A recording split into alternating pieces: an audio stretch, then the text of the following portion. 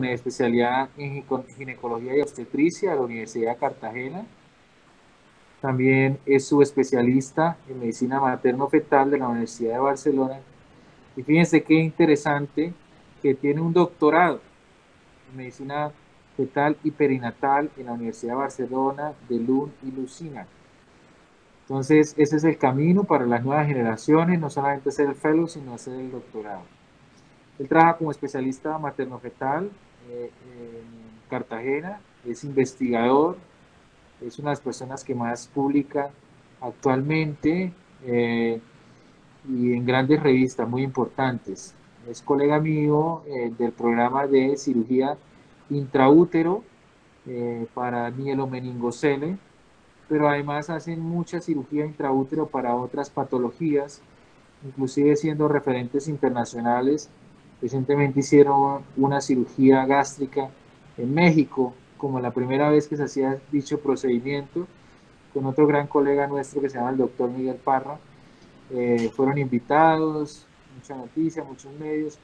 Es muy interesante que unos colegas colombianos puedan hacer por primera vez un procedimiento, no solamente en el país, como fue el caso de la cirugía mielomeningocele a través de fetoscopia, sino en otros países y países que están un pasito más adelante que el nuestro. Tenemos una colaboración también muy importante con el Texas Children's Hospital en Estados Unidos para todo este tipo de cirugías intraútero. Entonces, es, como ustedes lo ven, es un amante de la academia, una gran persona, muy buena gente y tiene además una cualidad que tienen las grandes personas, que es que son generosas y humildes. Yesid, bienvenido. Muchas gracias por Gracias. aceptar nuestra invitación. No, encantado y lo felicito por esto, ¿no? El semillero de investigación es la base, William. Y aquí seguro van a salir muchos chicos que van a llegar mucho más lejos de lo que tú y yo hemos hecho. Y entonces te felicito por este trabajo que estás haciendo con los semilleros de investigación. Yo quisiera hacer una charla muy amena, no quiero que sea, ponerlo más como un conversatorio porque William me ha invitado a que trate de traerlos algo que les llame la atención. Yo creo que eso es lo que le he pillado a William y quería comentarles un tópico que creo que puede ser importante y es que tenemos una patología muy frecuente en el mundo, pero sobre todo en Colombia, que son estos niños de bajo peso al nacer. Los ginecólogos por mucho tiempo nos hemos encargado de tratar de identificarlo lo mejor que podemos, tratar de sacarlos a tiempo, que no tengamos una morbilidad, que no se nos muera el bebé dentro del útero, pero muy poquito los ginecólogos pensamos en el más allá. Siempre pensamos que al dar el alta al bebé ya hemos terminado nuestro trabajo y esta charla es para tratar de concientizar a todo el equipo, a ustedes que están interesados en la parte de neuro, al equipo de pediatría, a los obstetras, a los especialistas en medicina materno-fetal, a decirles de que el tiempo intraútero es el periodo más sensible, el periodo que más influye puede ser en nuestra vida. Entonces, si tenemos un insulto en la vida intrauterina, pienso aportarles a ustedes evidencia de que eso nos va a costar más adelante, nos está costando en el momento y como país debemos prestarle atención a esta problemática. Entonces, espero que sea de su interés. Voy a compartir mi pantalla. William, si me dices si lo ve en mi pantalla, Ahí estás, es perfecto. súper, vale. Pues muy bien, esto no es muchas veces aparece mi nombre aquí, pero ustedes que están trabajando en un semillero saben que esto nunca lo hace una sola persona y esto es un trabajo en grupo en el cual yo he tenido la gran fortuna de trabajar con personas muy generosas y personas que me han ayudado a dar un mensaje. No tengo ningún conflicto de interés a pesar de que trabajo para el sector público y vengo a hablarlo de algo muy simple y es esto es de lo que vamos a hablar.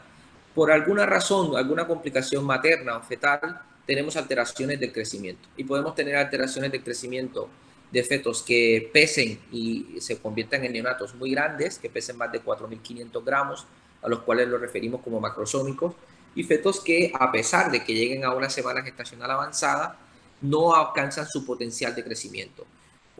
Tus genes de tus padres estaban programados de que tú nacieras con 3 kilos y algún insulto, ya sea externo o interno del embarazo, no ha permitido que tú desarrolles ese potencial genético que tenías y en vez de tú pesar 3 kilos, pues has pesado con 1,5 kilos.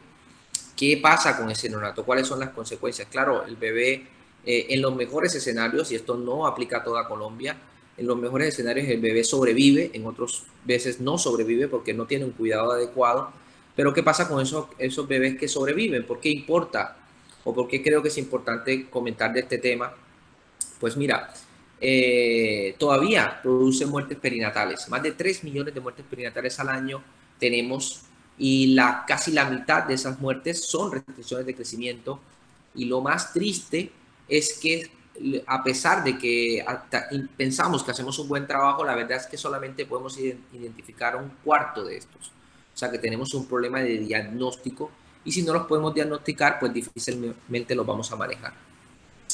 ¿Por qué es importante? Esto que les estoy mostrando aquí es la lógica médica, ¿no? PEC lo que quiere decir es pequeño para la edad gestacional y lo que los médicos pensamos es que un bebé pequeño es igual a una restricción de crecimiento. Y esto te parece muy lógico, pero no es tan así, porque ten en cuenta que yo les dije una palabra cuando estábamos hablando cuando les quería introducir el tema, les estaba hablando del potencial de crecimiento y en realidad no tenemos una vara para medir cuál era mi potencial de crecimiento. Yo sé que pesé 2.800 o 3.000 o 3.300, pero ¿cuál era mi potencial?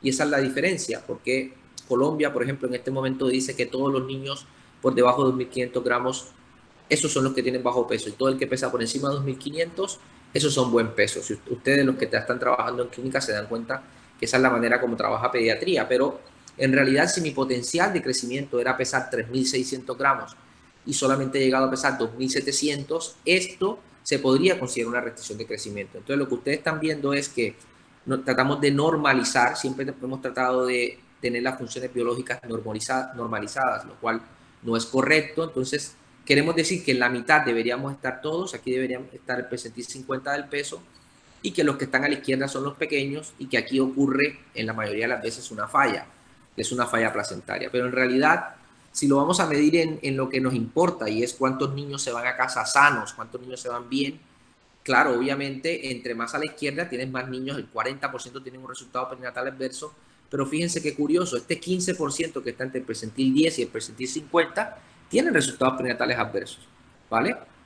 Por lo cual es igual un peso, por ejemplo, 2.500 a restricción de crecimiento, no, pero obviamente sí que nos identifica la mayoría de bebés y se nos escapa un poquito que todavía ya les voy a mostrar cómo lo identificamos. Entonces, si hacemos esto como un histograma, viendo lo que ustedes están abajo son semanas de gestación y arriba son el número de bebés pequeños que más o menos tenemos por semana, fíjate que un porcentaje de ellos van a tener una alteración en la placenta, esa es la causa, y los doctores nos damos cuenta, los ginecólogos nos damos cuenta haciendo una evaluación que es el Doppler, haciendo una ecografía y en ella midiendo lo que está pasando por este flujo, que ustedes se dan cuenta que es el cordón umbilical, yo podría establecer qué bebé tiene o no una disfunción placentaria. Y si yo aplico esto, o sea, si salgo de decir es pequeño o no, sino que ya estoy encontrando una evaluación funcional, pues fíjense cómo cambian. Ya los que están en azul, ya más azul oscuro, esos son los de mayor riesgo. Y si además de eso, ya entrando un poco en el término de neuro, empezamos a hablar de cambios hemodinámicos en el feto, imagínense que ustedes son un feto que deberían recibir una cantidad de nutrientes y una cantidad de flujo sanguíneo, pero por alguna razón no la están recibiendo. Pues hay mecanismos compensatorios para tratar de preservar el órgano más importante que tienes, o los órganos más importantes que son el corazón y el cerebro. Y lo que hace el feto puntualmente es que cuando detecta que hay una disminución de oxígeno, cuando detecta que hay una disminución de nutrientes, activa lo que llamamos y que ustedes también conocen como el brain sparing, que es la vasodilatación cerebral para tratar de proteger ese feto. Pues mira, si además de utilizar la arteria umbilical que ya les he dicho, tratamos de buscar este flujo cerebral alterado en los niños pequeños, pues mira todo lo que vamos a conseguir de fetos alterados. Entonces ya encontramos una población de fetos que tienen signos de disfunción, tienen signos de fetos que no están, además de ser pequeños, no están recibiendo el potencial o los nutrientes que deben recibir, sobre todo el oxígeno. Pues aquí entonces tenemos dos tipos de fetos.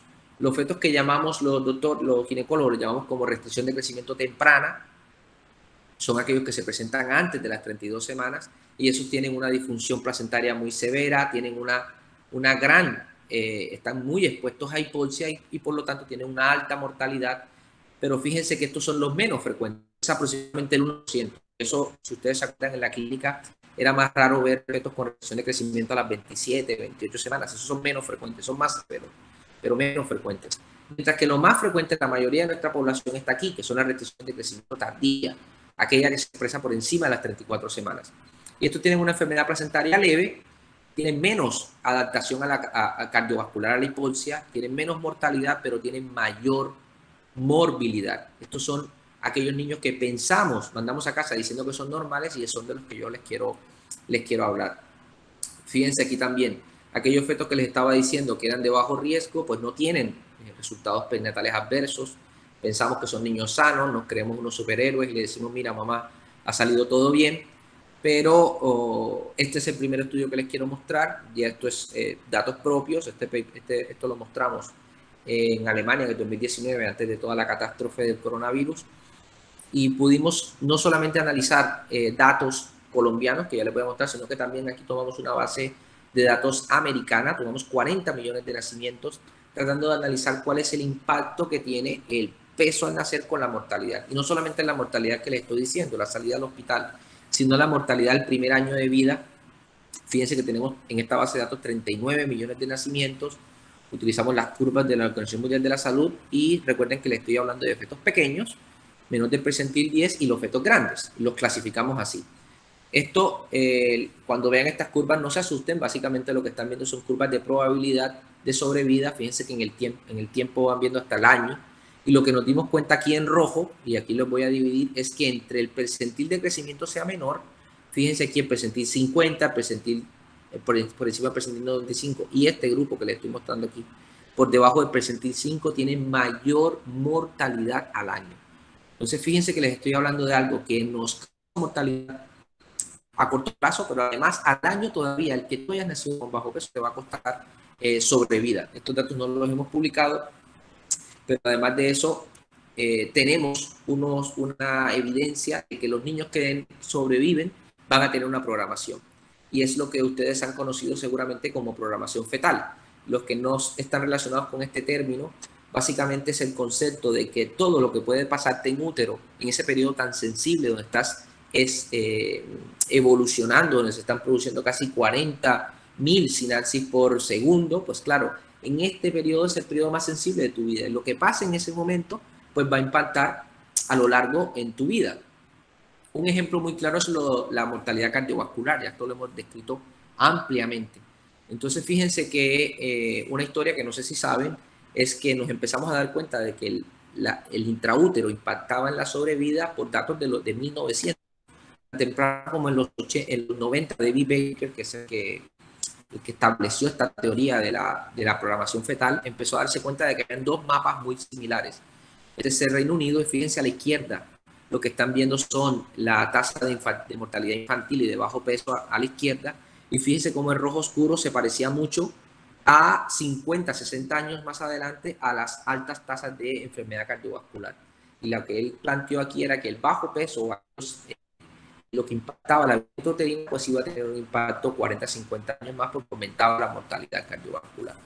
Nosotros mismos hemos tenido la oportunidad de describir esto. Esto fue un paper que publicamos en el 2018 en el Journal de Ginecología y Obstetricia americano, que es el journal más importante de ginecología y obstetricia en este momento, describiendo que los niños, los fetos con restricción de crecimiento fetal, pues tenían unos cambios ya en útero, de cómo se había formado su corazón, y es así como describimos tres tipos de malformaciones o de fenotipos cardíacos de adaptaciones a la restricción de crecimiento. Fíjense cómo tenemos un fenotipo elongado, un fenotipo globular y un fenotipo hipertrófico.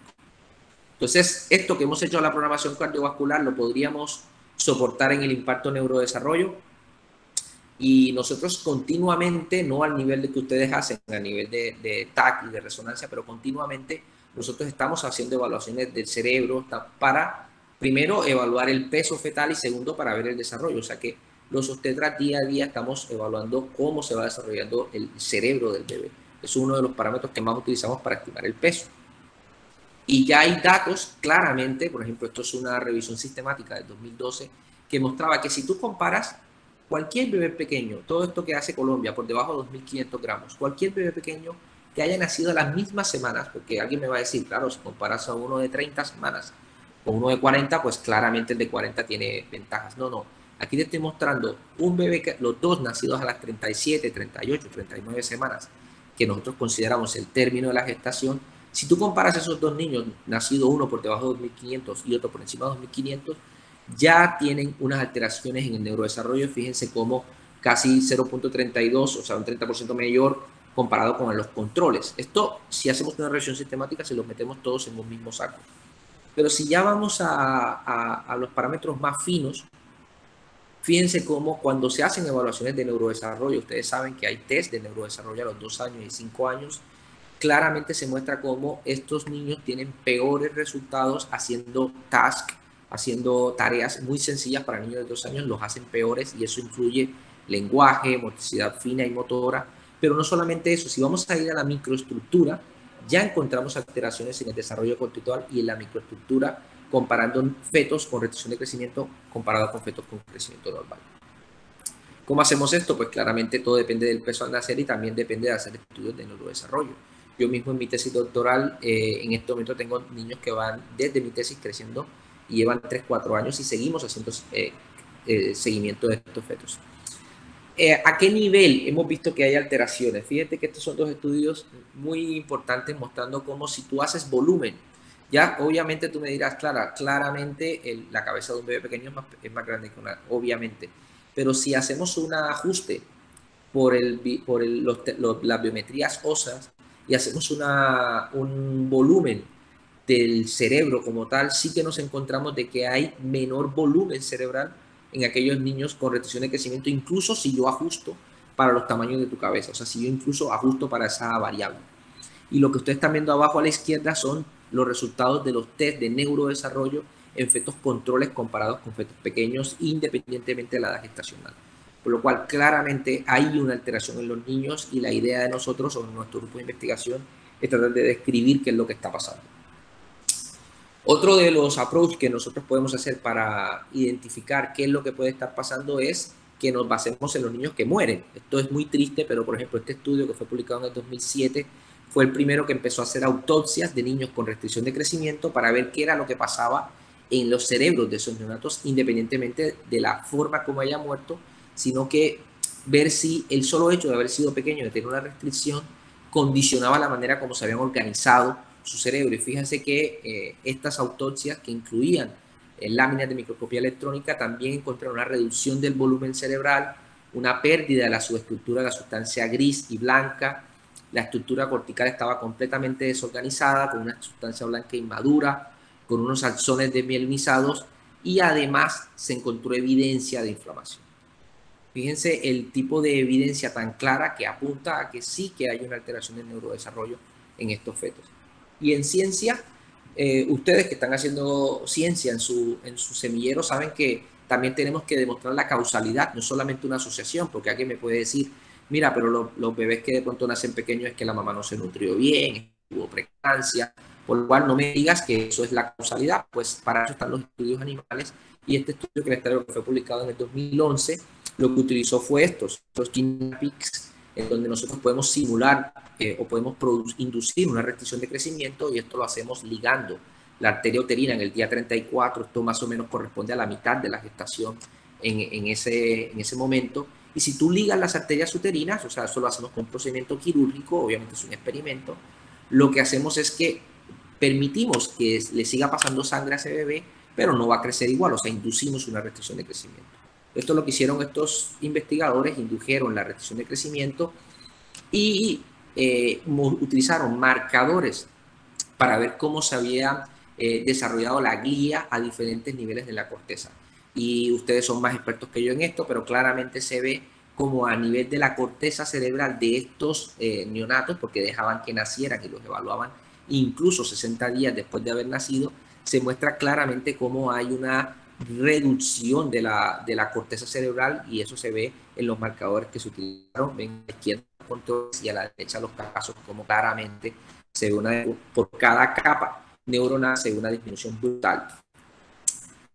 Por lo cual, en este momento lo que sabemos o lo que pensamos que estamos pasando, si podemos hacer un resumen de lo que les he dicho, es que en una fase preclínica el bebé va a tener alteración del flujo, va a tener una redistribución venosa y eso lo vamos a ver con una caída de la gordura, ¿no? Del abdomen, que es lo que nosotros pensamos que ahí está el tejido adiposo. Pero si eso sigue, continúa la hipoxemia, pues ¿sabes qué pasa? Que el bebé intenta defenderse, hace redistribución del cerebro, pero este cambio en el flujo sanguíneo es lo que pensamos que se está asociando a disminución del perímetro cefálico, alteración del desarrollo cortical, acidosis y finalmente descompensación. Algunos fetos van a fallecer y los que logremos sacar, lamentablemente ya va a haber un cambio ahí para toda la vida.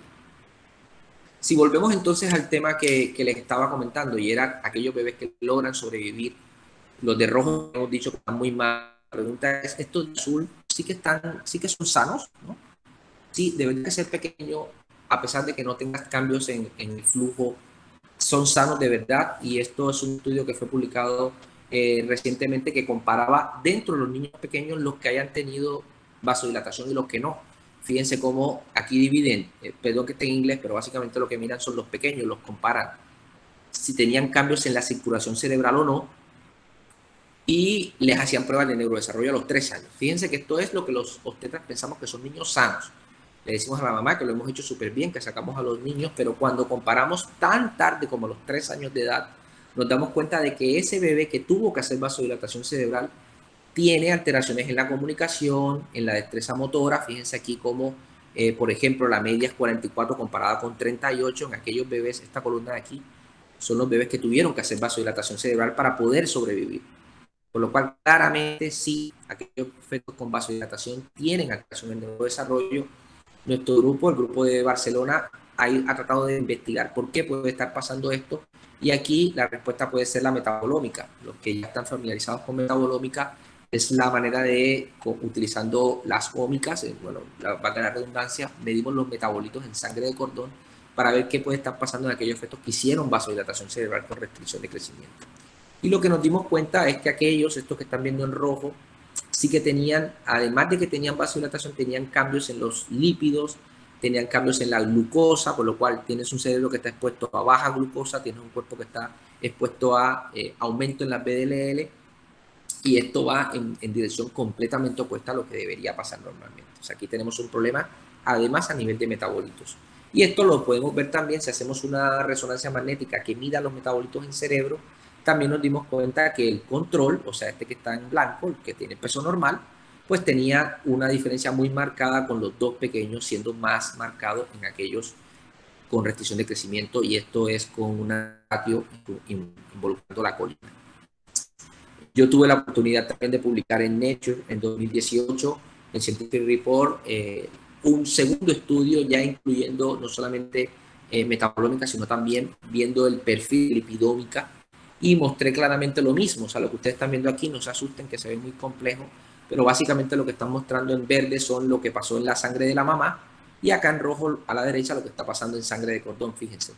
Y en términos generales, lo que pasó en la sangre de cordón es que los fetos de restricción de crecimiento tenían altas concentraciones de lípido y muy bajas concentraciones de glucosa. O sea que tenemos un bebé que le está llegando poco oxígeno y las alteraciones en los metabolitos cerebrales están muy reducidos. Y esto también lo hemos visto con proteómica, diciendo que la alteración no es solamente por flujo, es que además las proteínas que son importantes para el metabolismo están muy alteradas en los fetos con restricción de crecimiento. Lo vemos en sangre de cordón, lo cual tenemos un problema grave, y esto lo publicamos este año en Scientific Report.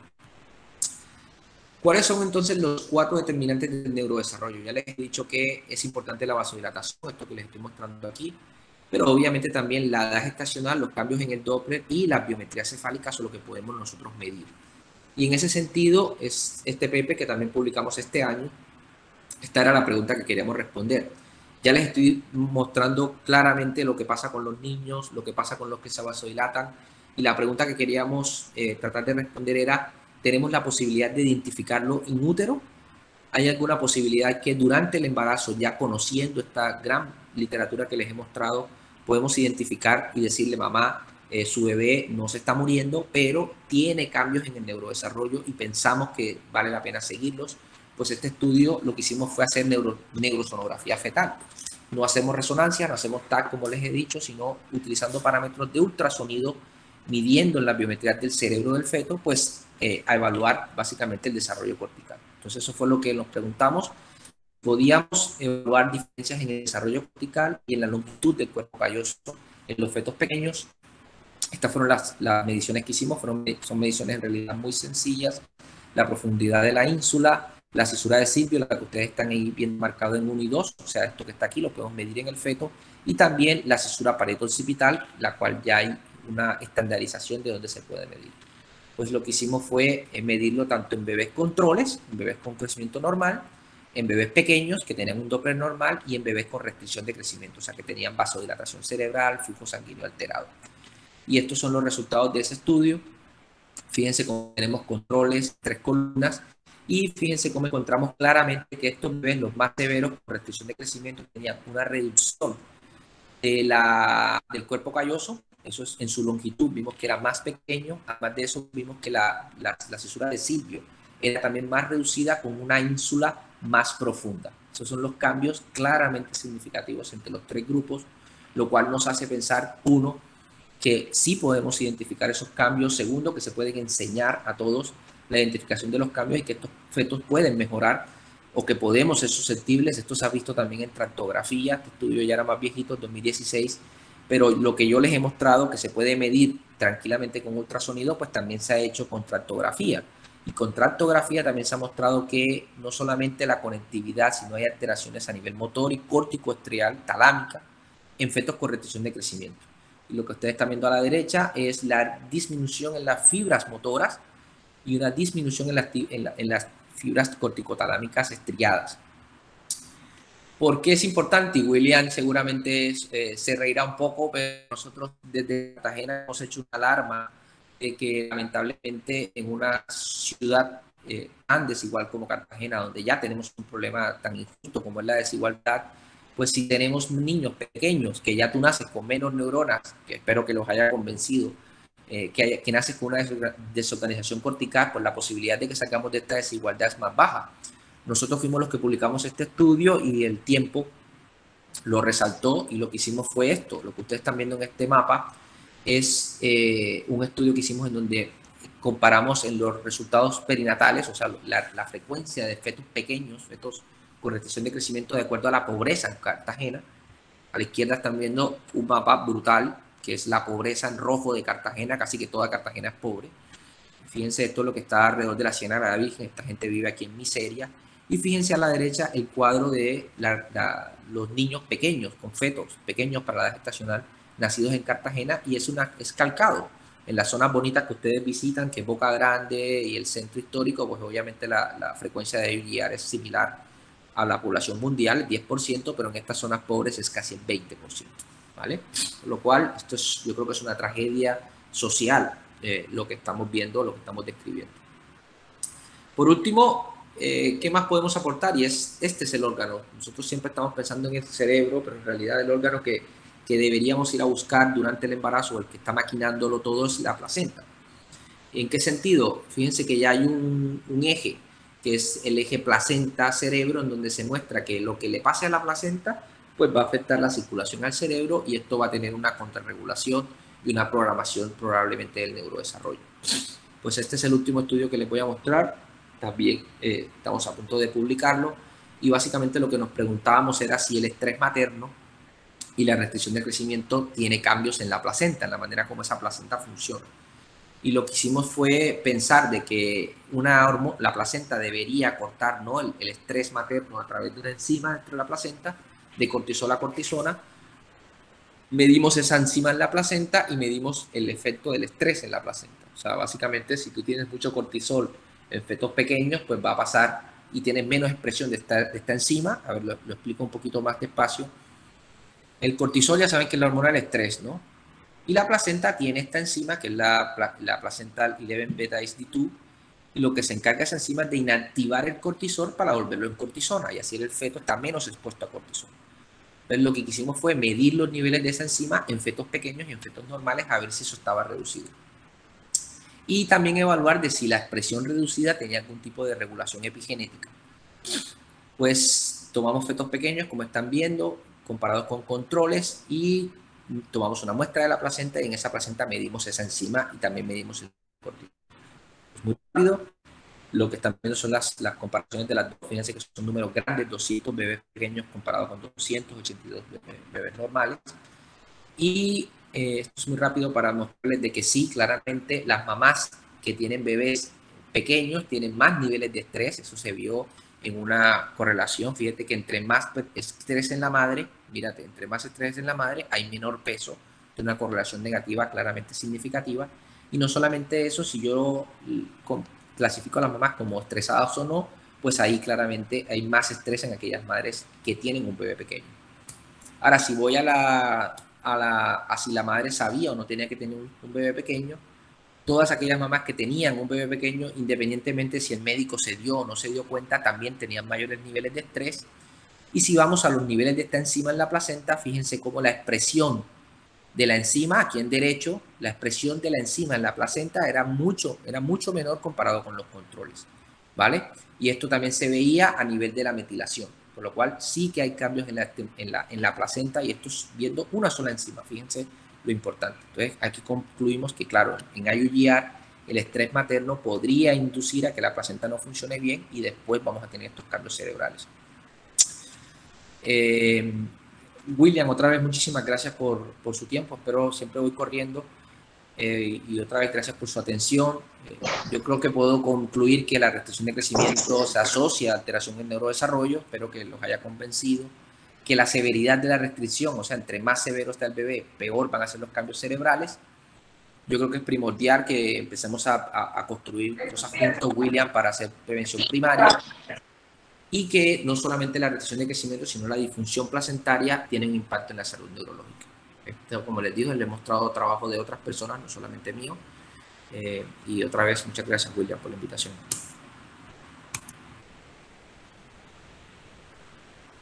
Dejo de compartir pantalla. Bueno, no, fantástico, Yesid. Quedamos boquiabiertos, qué trabajo tan bonito que estás haciendo. Espectacular, felicitaciones por tus publicaciones. Vamos a ¿Tiene ver alguna pregunta? O... Sí, vamos a ver sí. si alguien quiere hacerte alguna pregunta.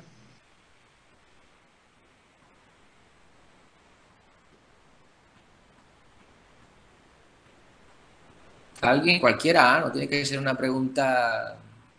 ¿Los he convencido o no, William? Porque esto es muy difícil de vender, ¿ah? Pues yo usaba la placenta únicamente para aprender a suturar vasos, pero ahora veo la importancia que tiene. Sí, claro. Pensamos que es la Biblia del embarazo. Entonces, lo que le pasa a la placenta, si tiene disfunción placentaria, esto nos va a costar y esto es lo que estamos trabajando, tratando de identificar a estos bebés y sobre todo hacer estimulación temprana, que no me lo han preguntado, no tuve tiempo de ponerlo, pero incluso estas guinea pigs que les he mostrado, o sea, estos niños, si tú después, cuando nacen, estos pups, los estimulas tempranamente, incluso si les colocas algún tipo de suplemento nutricional, mejora su desempeño. O sea, entonces sí que incluso podríamos tener una opción para terapia. ¿Preguntas? Hola, doctor Yesid. Roberto Hola, de buenas. Bogotá. Hola, Roberto. Bien, una pregunta. Sé que ya lo dijo acerca de la estimulación temprana de pronto como punto de apoyo a esos bebés, pero a nivel fetal, ¿podemos hacer algo por ellos, algún suplemento o tienen en mente algún proyecto de, para, para poder tratar como de que el impacto no sea tan grande? Sí, en este momento hay gracias por la pregunta.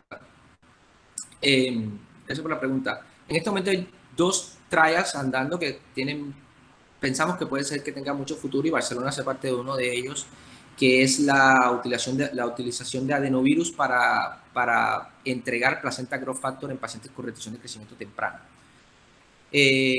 No tuve tiempo de comentarlo, pero si pensamos que el problema es vascular, pues entregar vascular endothelial growth factor que ayuda a que esa placenta mejore cómo se forman esos vasos sanguíneos, pues se piensa que podría mejorar. Esa es la primera terapia y ya estamos hablando, Roberto, de terapia génica. porque tú sabes que no tenemos, yo hago cirugía intraútero, pero no tenemos nada que ofrecerle, por lo menos ahorita, a un bebé con restricción de crecimiento para suturar o mejorar esa placenta.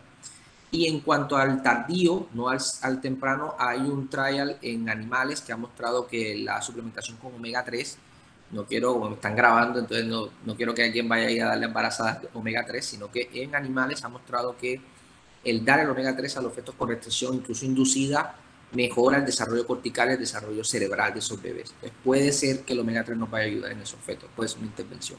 Pero trabajando en eso, Roberto. Oh, ok, gracias, doctor. Doctor Yesid, Hay una pregunta por ahí, creo que alguien escribió por ahí. sí, acá Alicia Tatiana preguntó por el chat que aparte de la inflamación que fue detectada en la autopsia, también pudo haberse observado necrosis. Sí, había, obviamente, no quise mostrar esos datos porque este estudio, que no eran muchos bebés, solamente era 19, pero hombre, creo que era importante, no quisieron describir la necrosis porque había un tiempo muy variable en cada una de las muertes intraútero, hasta cuando sale el bebé y lo revisan.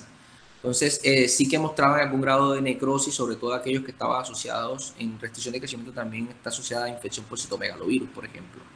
Entonces sí que se veían grados de necrosis, pero yo creo que lo que más impacta de esa publicación es que tengamos desorganización de las neuronas a todos los niveles de la corteza cerebral, que no lo esperaría, sino que debe haber algún proceso crónico que lo explique.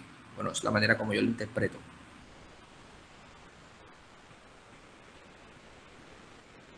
Listo, pues gracias.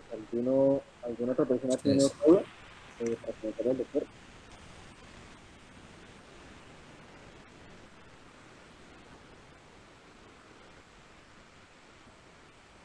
Bueno, nada, encantados, William. Muchísimas gracias por la invitación y siempre atento a que creemos grupos de investigación y sobre todo que apliquemos a proyectos juntos.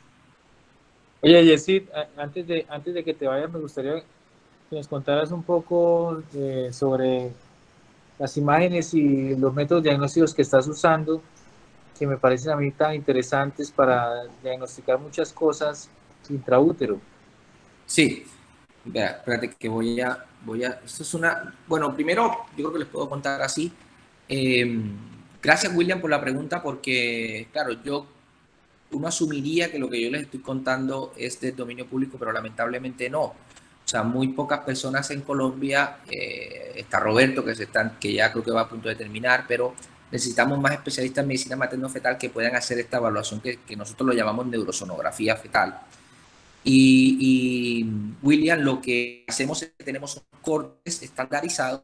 Primero, obviamente, tiene un objetivo que es identificar malformaciones, pero como te has dado cuenta, nosotros queremos ir más allá, que es tratar de mirar alteraciones corticales que no son malformativas. Nosotros, por ejemplo, conocemos la lisencefalia, la quiria, que son ya alteraciones genéticas, estructurales. Aquí no estamos hablando de eso, estamos hablando de un feto pequeño con restricción, introducir el uso de la neurosonografía para evaluar sobre todo la longitud del cuerpo calloso. Ustedes más que yo saben la relevancia que tiene el cuerpo calloso, y aquí no estamos hablando ni de agenesia del cuerpo calloso ni de genesia, estamos hablando de longitud del cuerpo calloso, cómo se va volviendo más corto. Y si yo lo puedo medir en ultrasonido, que es algo muy grosero, imagínate la cantidad de fibras nerviosas que se estarán perdiendo para que yo lo pueda medir en ultrasonido. O sea, tiene que ser brutal. Entonces, lo que hacemos estandarizado, que yo le recomiendo a las personas que empiecen a hacerlo, porque es la longitud del cuerpo calloso, medimos las cisuras, la cisura paretooccipital, la cingulata, la cisura de Silvio y la profundidad de la ínsula, que William, yo creo que lo podríamos implementar, o sea, podría enseñarse y podríamos empezar ya a hacer un estudio de investigación, porque ustedes tienen esa parte tan potente de neuro, para que empecemos a evaluar a los niños. O sea, hacemos las evaluaciones fetales, pero después hacer una correlación neonatal con imágenes, ya sea resonancia y seguimiento, sobre todo en estas pruebas de neurodesarrollo. Pero hay que masificarlas más, la gente tiene que empezarlas a usar y sobre todo indicarlas. En este momento, William, se están utilizando solamente como, lo que te digo, como tratar de identificar alteraciones neurológicas, malformativas. Por ejemplo, cuando identificamos un feto con defecto de tubo neural, hacemos una neurosonografía, pero lo que estamos hablando es que es algo más funcional.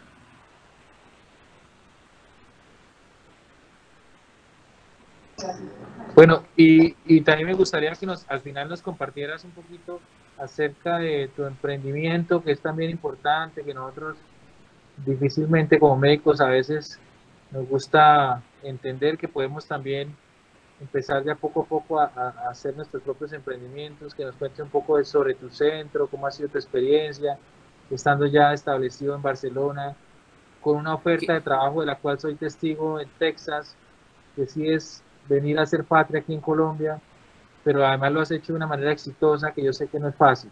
No, no es fácil. Cuéntanos un Yo quería poquito de... contarles a las personas que están aquí conectadas, William, yo no sé si tú sabías que yo fui rural de la UNAP, de investigación, de allí, de No ustedes. sabes. Sí, yo fui interno en la UIS y siendo interno en la UIS, había un grupo, una doctora que se llama Mónica Beltrán, de pronto la conocen o no. Ella era docente de la UNAP y tenía una doctora que se llama Norma Serrano, que tiene un trabajo muy importante en genética ahí con ustedes. Y Norma me ha visto a mí así como un chino y tal, me ha dicho, oye, vente aquí a tomar las placentas y a tomarnos las muestras de sangre. Ahí he empezado en la UNAP como rural de investigación. Y a partir de allí empiezo a hacer investigación, vengo a Cartagena, hago la residencia y la gente no se da cuenta, de pronto los chicos que están contigo sí, pero y tú también lo sabes, la gente piensa que tienen que pagar los cupos para entrar a la universidad y lo más fácil es investigar, porque así te puedes ir a cualquier lado y esto es lo que yo he logrado hacer, o sea, a través de investigación. No he pagado nada y he podido acceder al doctorado, pero con esta contraprestación de volver a Colombia, yo creo que ha sido sumando y restando, porque ahorita mismo estoy en la clínica, termino de hablar con ustedes y sigo viendo pacientes, que yo sé que es un tiempo que tú y yo podríamos emplear mucho mejor escribiendo artículos, haciendo un poco más de ciencia, pero nos toca comer y nadie me ha dado un puesto de investigador en Colombia, ¿no?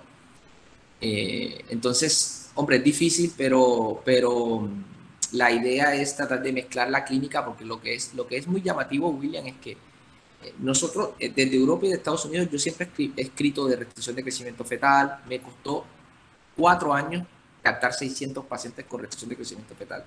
Y lo que es más gracioso es que dentro de Latinoamérica es donde más tenemos casos, donde más tenemos muertes maternas por preeclampsia, donde más tenemos restricción de crecimiento, pero no lo publicamos.